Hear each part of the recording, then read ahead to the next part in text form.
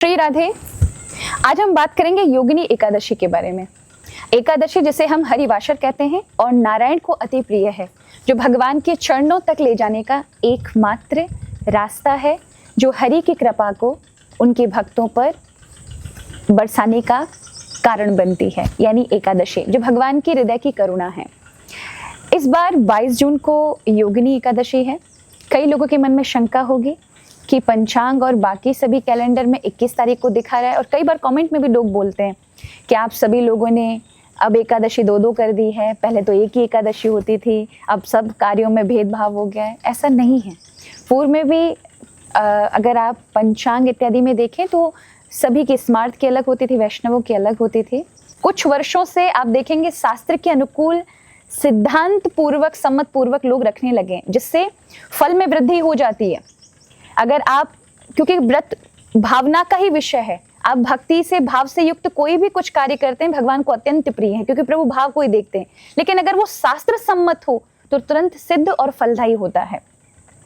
इस बार एकादशी जो हम करते हैं वो शास्त्र सम्मत होती है, हमारे आचार्यों के द्वारा, शास्त्रों के द्वारा बताई गई विधि से होती है, तो वो तुरंत फलदायी होती है, भगवान के चरणों तक हमें पहुंचाने का कार्य करती है, और हमारे जीवन में जो भी अविष्ट की सिद्धि हमें चाहिए वो सब प्राप्त होता है।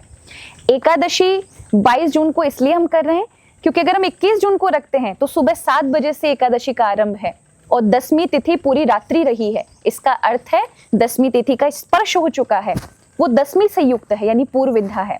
और हमारे शास्त्रों में, कूर्म पुराण में भी कहा है, अर्धरात्रम अतिक्रम्य दशमी दृश्यते यदि तदा एकादशीम त्यक्त्वा द्वादशीम समुपोषयेत।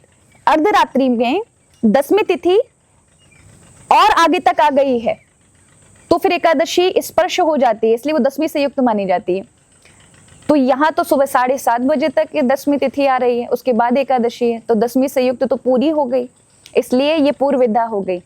हमको अगले सुबह 22 तारीख को 4:30 बजे तक एकादशी है, यानी मध्य रात्रि के आगे तक 4:30 बजे सुबह के अरुणोदय तक मिल रही है।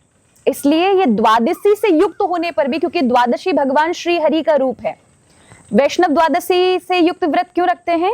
क्योंकि द्वादशी साक्षात भगवान विष्णु है, एकादशी भगवान का हृदय की करुणा है, और द्वादशी साक्षात हरि, इसलिए भगवान श्री हरि की यदि कोई तिथि है तो वो द्वादशी है।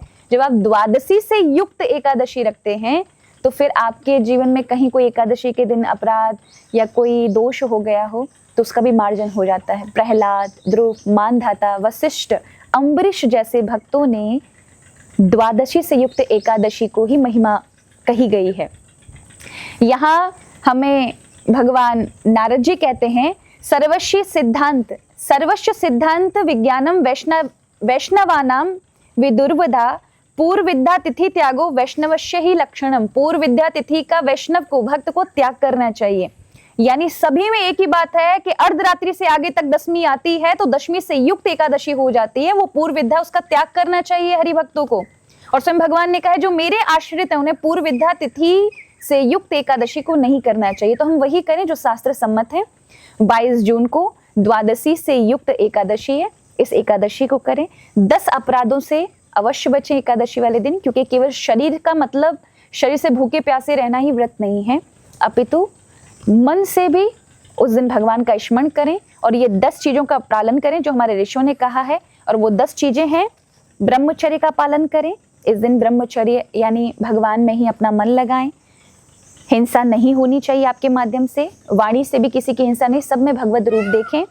सत्य का पालन करेंगे, चाहे कैसी भी भारी से भारी विपत्ति में है, परेशानी में, फिर भी सत्य का पालन करें।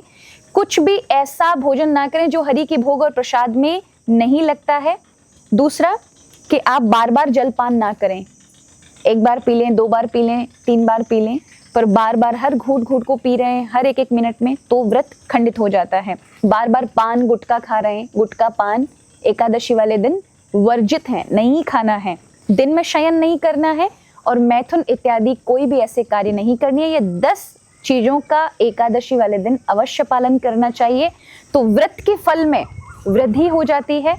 और सत्य बात तो यह है कि व्रत भाव से होता है, आंतरिक तल पर होता है।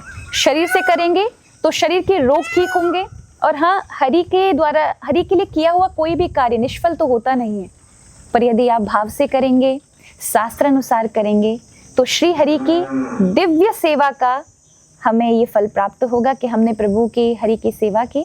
और भक्त का अर्थ, वैष्णव का अर्थ ही है।